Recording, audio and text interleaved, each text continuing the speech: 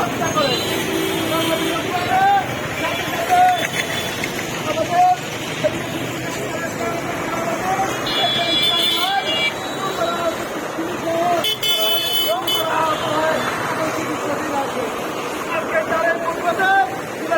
উত্তরের পক্ষ থেকে এই শিক্ষক সমাবেশের আয়োজন করা হয়েছে।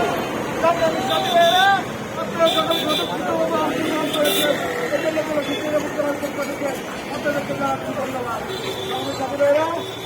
আমাদের মাঝে সংক্ষিপ্ত বক্তব্য রাখবেন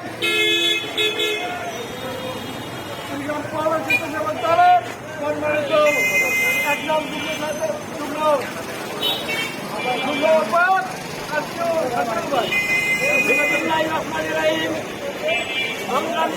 বাসী এবং আমার জেলা শিক্ষা সংগঠনের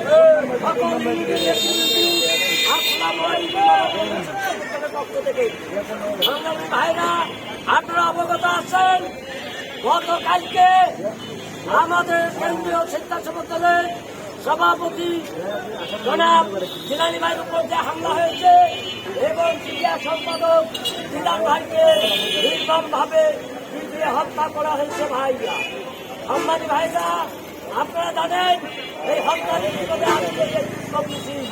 আমি একটি কথা বলতে চাই আওয়ামী লীগের ভাইদের উদ্দেশ্যে, আপনারা ১৫ বছর অনেক খুন করেছেন আর যাবেন না।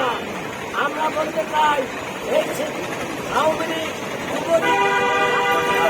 পাবেন সেইখানে তাদেরকে জনসভায় দিতে হবে। জনসভায় না দিলে তারা আবারও এইভাবে মাথা আসবে। এই বলে আমি আমার বক্তব্য এখানে শেষ করছি। আসসালামু আলাইকুম। ধন্যবাদ। আমাদের মাঝে সংক্ষিপ্ত বক্তব্য রাখবে সদর থানা স্বেচ্ছাসেবক দলের সম্মানিত সদস্য সচিব শামীম আহমেদ। রহমান রাহিম। বাঙালি সাথী ভাইরা আপনারা অবগত আছেন, গতকাল আমাদের কেন্দ্রীয় স্বেচ্ছাসেবক দলের সভাপতি জিলানী ভাই সহ নিজের ভাইকে পিটিয়ে হত্যা করা হয়েছে। তো আমরা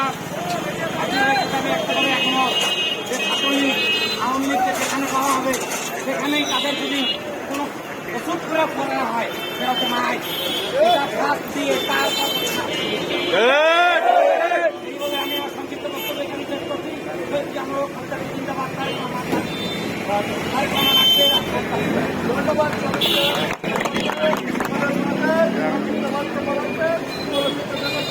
সম্মানিত মিডিয়া সেন্টার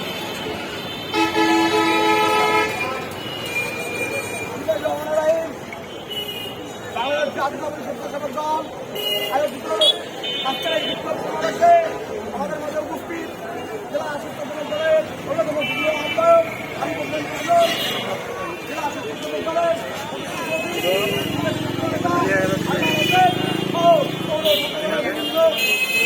নেতৃবৃন্দ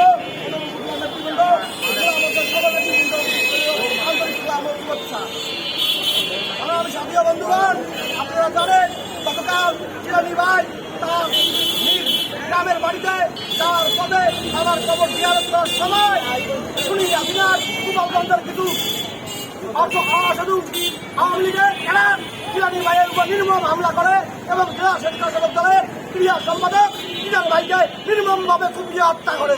আমরা স্পষ্ট ভাষায় বলে দিতে চাই, স্বাধীন বাংলাদেশে গোপালগঞ্জবাসীর কোন অবতৎপরতা আমরা সফল হতে দেব না, তার ভাঙার জবাব দেব। গোপালগঞ্জবাসীকে স্পষ্ট ভাষায় বলতে চাই, আপনারা সতর্ক হন, তাহলে সারা বাংলাদেশে স্বাধীনতাবাদী শক্তি যদি একত্রিত হয় তাহলে আপনারা পালানোর পথ খুঁজে পাবেন। ইন্ডিয়ায় পালিয়ে গিয়েছে, আপনাদেরকেও সেভাবে ইন্ডিয়ায় পালিয়ে দিতে হবে।